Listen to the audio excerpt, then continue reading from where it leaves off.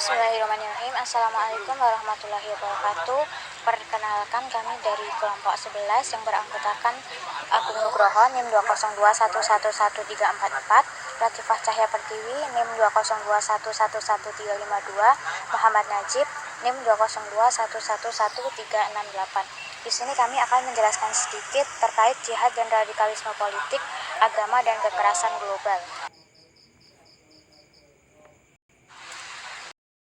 Jihad menurut perspektif Islam, jihad merupakan kata serapan dari bahasa Arab yang memiliki arti mengarahkan segenap potensi diri untuk melakukan sesuatu.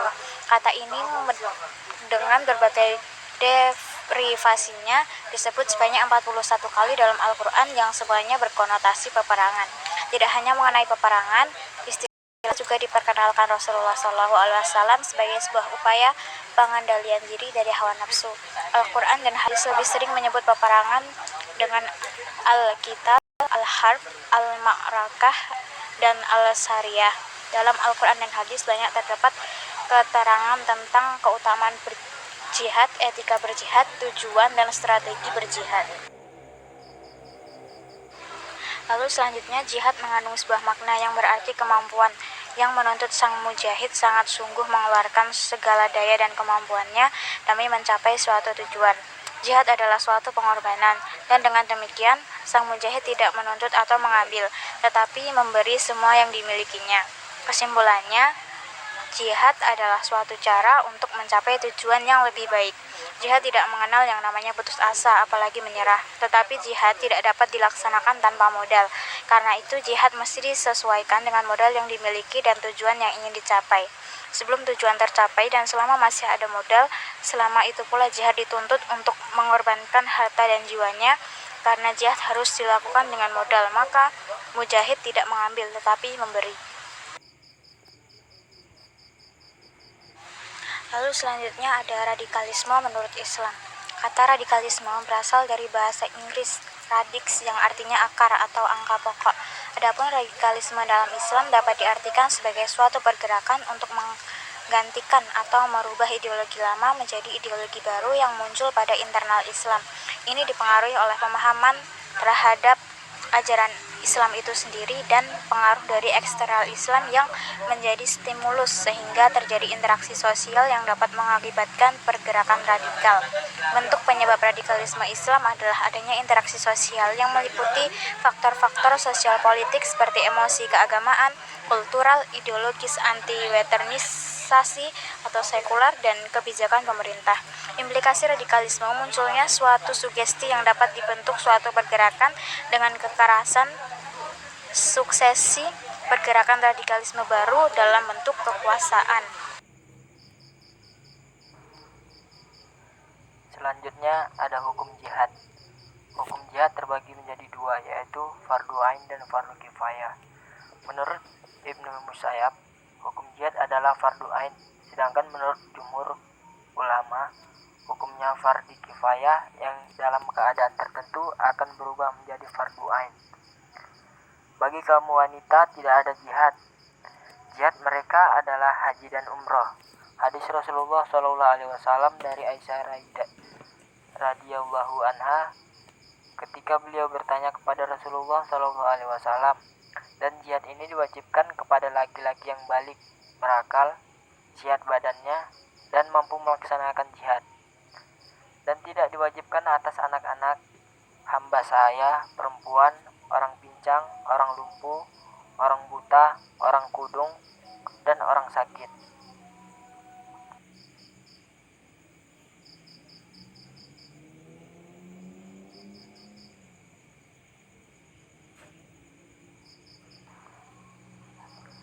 Selanjutnya, hukum radikalisme politik. Pemahaman tentang radikalisme sebagai sebuah pemahaman yang menghendaki gerakan perubahan secara drastis yang dilakukan secara kasar tanpa proses yang sistematis dan bertahap dapat menimbulkan gesekan-gesekan dalam lingkungan sosial. Sedangkan radikalisme agama yang marak terjadi belakangan ini merupakan tindakan yang bertentangan dengan syariat dengan gerakan perubahan secara kasar dan keras untuk mencapai tujuan-tujuan tertentu sesuai dengan persepsi mereka terhadap agama.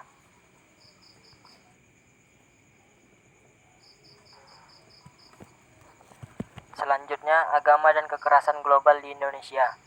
Fundamentalisme merupakan fenomena keagamaan yang dapat muncul dari semua agama, dimanapun dan kapanpun. Secara umum, para ahli memandang fundamentalisme sebagai paham yang berjuang untuk mengembalikan norma dan keyakinan agama tradisional sebagai respon terhadap sekularisme.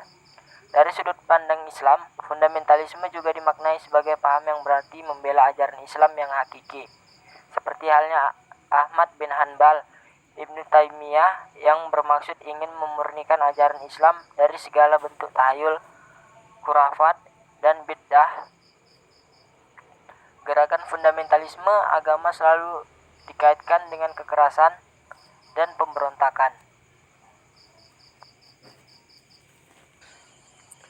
Kekerasan atas nama agama sesungguhnya memiliki akar yang multidimensional.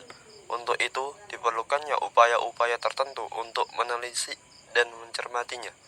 Beberapa di antaranya adalah dengan mencari akar sumber kekerasan dalam tradisi agama-agama, membangun solidaritas yang efektif yang diarahkan untuk menentang ketidakadilan atas nama visi agung kekuasaan Tuhan, kerajaan perdamaian dan keadilan, komitmen pada transformasi secara terus-menerus, serta pemberdayaan dengan menghayati ritualitas, di mana aspek ini juga terkait langsung dengan transformasi masyarakat.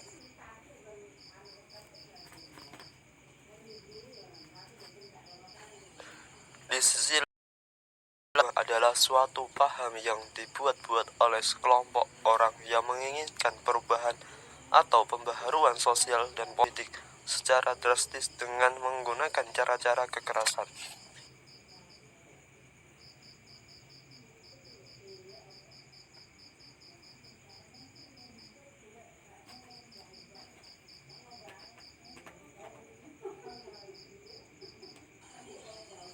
Dalam perspektif yang luas, fenomena kekerasan agama tidak dapat dilepaskan dari sumber global konflik dan kekerasan kontemporer.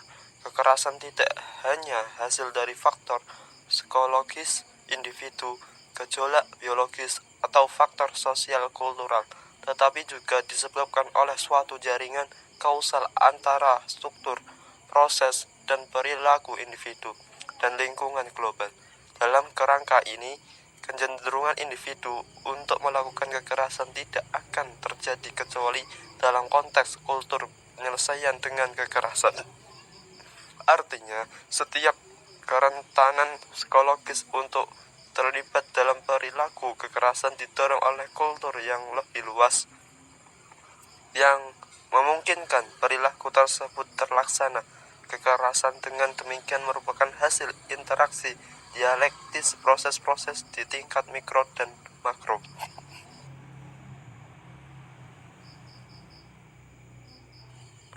Terima kasih, semoga bermanfaat. Sekian dari presentasi kami. Wassalamualaikum warahmatullahi wabarakatuh.